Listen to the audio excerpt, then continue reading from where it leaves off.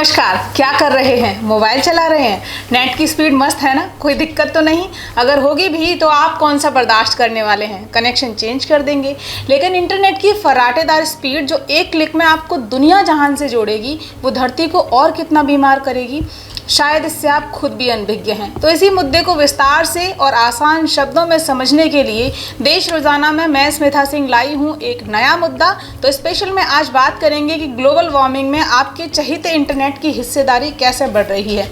विषय पर विस्तार से समझाऊं उससे पहले एक छोटी सी गुजारिश कि अगर आपको हमारे प्रोग्राम्स पसंद आ रहे हैं तो भाई मुफ्त के सपोर्ट में संकोच बिल्कुल ना करें। चैनल को सब्सक्राइब करें। सराहना करना चाहते हैं तो वीडियोज़ को लाइक और शेयर करें और प्रतिक्रियाओं के लिए कमेंट बॉक्स का इस्तेमाल करें। आपका सपोर्ट हमें अपने काम में और निखार लाने के लिए मोटिवेट करता है।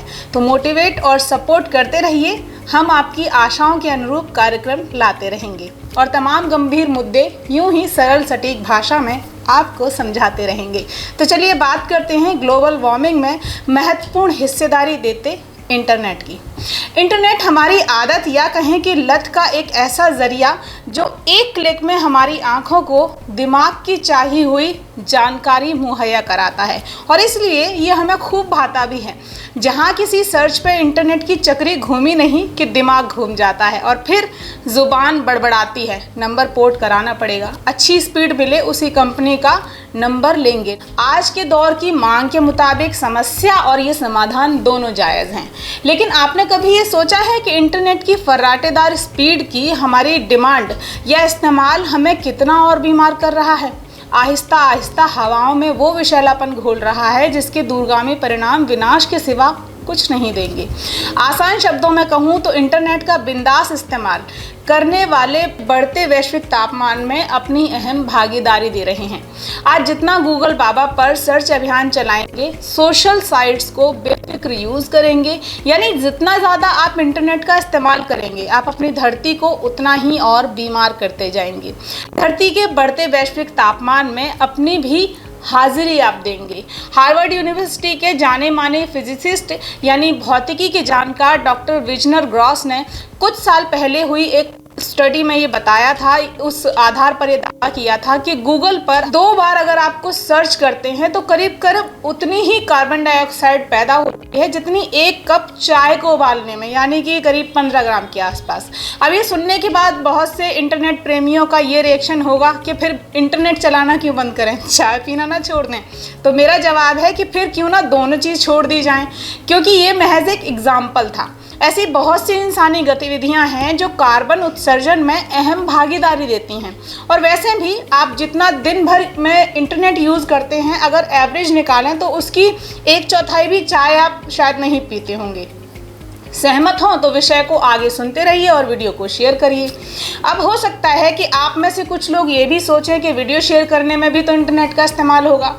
तो भाई जानकारी के विस्तार के लिए फ़िलहाल यही माध्यम सबसे उत्तम है।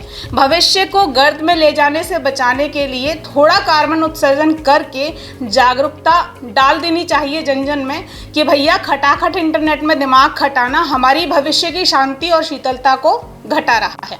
हालांकि गूगल ने खुद इस बात को स्वीकार नहीं किया कि डॉक्टर विजनर ग्रॉस का दावा 100% सही है, लेकिन इस बात से इनकार भी नहीं किया कि गूगल का सर्च इंजन कार्बन उत्सर्जन में थोड़ी सही भागीदारी तो दे रहा है।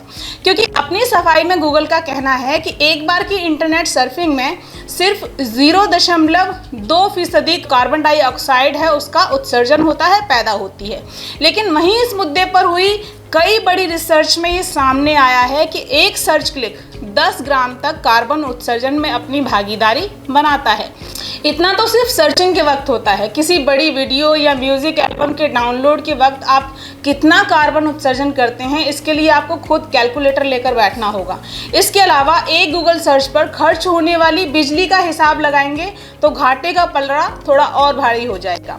यहाँ मंशा गूगल को कटघरे में रखने की बिल्कुल नहीं है, बस गूगल की बात इसलिए की क्योंकि इसके डेटा सेंटर्स इसमें लगे हुए सर्वर बेशुमार हैं जो दुनिया भर की आबादी को एक क्लिक में सब कुछ मुहैया कराने के लिए हाजिर रहते हैं। हाँ, गूगल अकेला नहीं है, ये भी सच है कि और भी इंटरनेट बेस्ड कंपनीज हैं जिनके अपने डेटा सेंटर्स हैं और हज़ारों सर्वर्स हैं जो कार्बन एमिशन में अपनी अच्छी खासी हिस्सेदारी दे रहे हैं।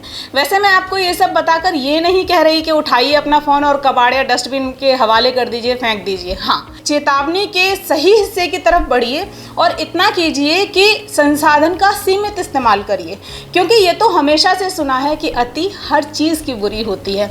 तो फिर इंटरनेट की अति कैसे आपके लिए फ्रूटफुल हो सकती है?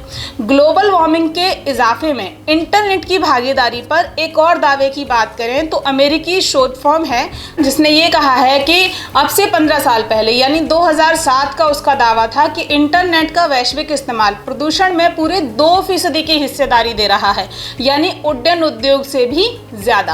अब आप कहेंगे कि आसान शब्दों में समझाएं कि वैश्विक तापमान में इस सुविधा से कैसे बढ़ोतरी हो रही है, कैसे ये इजाफा हो रहा है। तो देखिए, दुनिया भर में तमाम डेटा सेंटर्स में बने सर्वर्स जो 24/7 वर्क करते हैं, अथाह गर्मी उगलते हैं, जिनकी तपन शांत करने के लिए लगाए जाते हैं एसी यानी कि एयर कंडीशंस, जो धरती की गर्मी को बढ़ाने में सोने पर सुहागे का काम करते हैं। और हाँ, आप ये क्यों भूल रहे हैं कि ये सब दारोमदार टिका तो बिजली पर ही हुआ है। सर्वर और उनमें लगे एयर कंडीशंस को चलाने के लिए खपने वाली बिजली और उसके बनने में भी तो कार्बन उत्सर्जन होता है, और ये सब पर्यावरण के साथ साथ हमारे जो धरती का तापमान है उसे भी प्रभावित करता है, और सबसे ज़्यादा प्रभावित होती है ओजोन लेयर।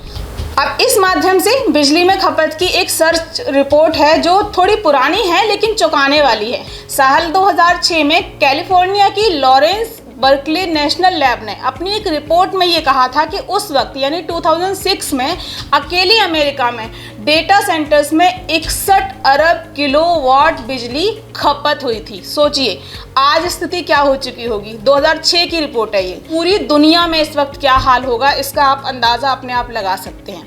आपका एक सर्च क्लिक दूर समंदर पार लगे डेटा सेंटर्स के सर्वर में जब जवाब के लिए अपना काम शुरू करता है तो अच्छी खासी बिजली को अपना निवाला बनाता है। लॉरेंस बर्कले नेशनल लैब की माने तो गूगल पर एक सर्च क्लिक 11 वाट बिजली को खाता है, खपत होती है। और ऐसा तो नहीं है कि दिन भर में गूगल पर सिर्फ 200-400 लोग कमांड देते होंगे, सर्च करते होंगे।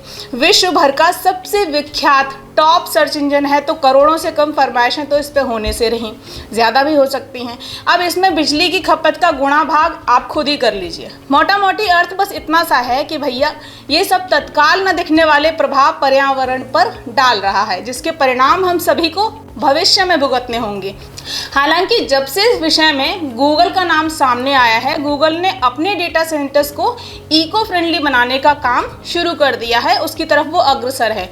यानी गूगल कार्बन न्यूट्रल को बढ़ावा देने की दिशा में अब काम कर रहा है। अब ये कैसे संभव है तो वो भी आपको बता दूं कि डेटा सेंटर्स को चलाने के लिए जिस बिजली की खपत होती है, यदि उसे बायो ऊर्जा यानी कि गाय के गोबर से बनी हरित बिजली से चलाया जाए तो कार्बन उत्सर्जन को काफ़ी हद तक काबू किया जा सकता है। जैसा मैंने पहले भी कहा कि हमारी तमाम छोटी बड़ी गतिविधियां कार्बन उत्सर्जन में भागीदारी दे रही हैं, लेकिन इंटरनेट सर्फिंग एक अहम विषय है, इसलिए क्योंकि वक्त के साथ साथ इस रेस में भागने वालों की संख्या भी लगातार बढ़ रही है। अब सिर्फ कामकाजी लोग ही नहीं, गृहिणी हैं, बच्चे हैं, बूढ़े हैं, बच्चे तो कुछ ज़्यादा ही इस भीड़ में शामिल हो गए हैं। तो जाहिर सी बात है कि समस्या समय के साथ साथ बढ़ रही है, विकराल हो रही है।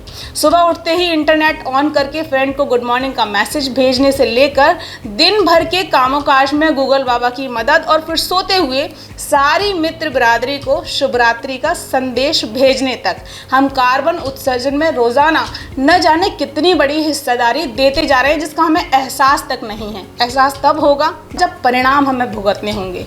वैसे ये परिणाम हमसे ज़्यादा हमारी अगली पीढ़ी भुगतेगी। तो भैया आने वाली पीढ़ी, मानव भविष्य कम से कम आज जितना ठीक ठाक तो बना रहे, इसके लिए हम अभी अपनी इन गतिविधियों को थोड़ा कटौती करना इनमें शुरू कर सकते हैं। हाँ, एक और बात, मुद्दा अभी अधूरा है। धीरे धीरे इस विषय पर कुछ और वीडियोस आप तक ज़रूर पहुंचाती रहूँगी। अगर विषय आपको अच्छा लगा हो तो हमेशा की तरह वही छोटा सा काम करिए, एक लाइक करिए, कुछ शेयर करिए, फीडबैक के लिए कमेंट बॉक्स का इस्तेमाल करिए और हमें मोटिवेट करते रहिए। नमस्कार।